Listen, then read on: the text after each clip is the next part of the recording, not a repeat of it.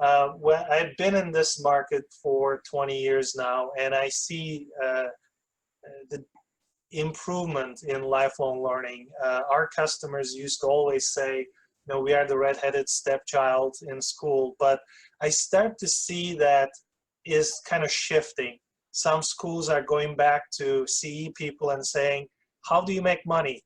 Do you see that happening? Because I feel like the importance of our customers, your members, our customers, is changing. I can clearly see a shift, especially in the last 10 years. I think the recession impacted that because workforce development became a huge topic. And I start to see a lot of development in certifications, contract training. Do you see that trend as well? Definitely. And almost all of our members, programs, people listening here, you're right. They've moved from being on the edge of campus, the Cinderella complex, the stepchild, to being at the table and centerfold. The problem, unfortunately, is that most central administrators come from the credit side, the academic side. And so they are bringing continuing ed to the table, but the demands being made on continuing ed are from an unrealistic, non-marketplace institutional needs rather than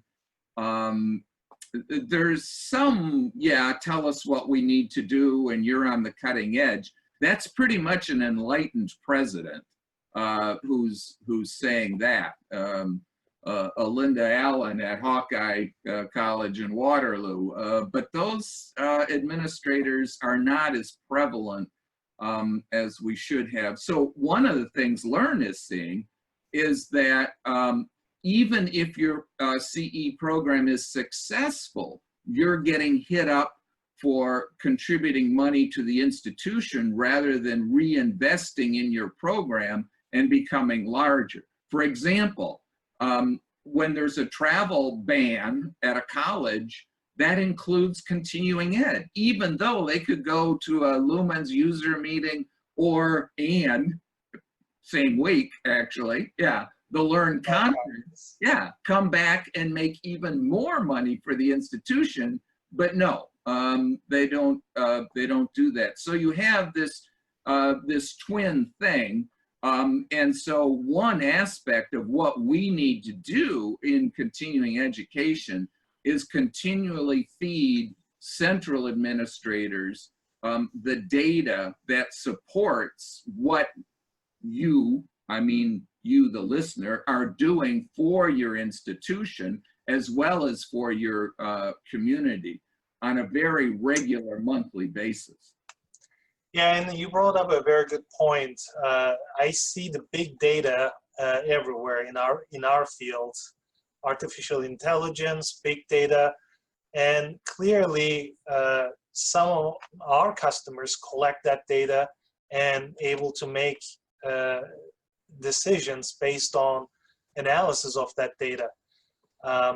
And also, LERN, you and Greg Marcello predicted that bigger programs will survive and thrive and smaller programs will go away. I mean, that prediction was almost 10 years ago.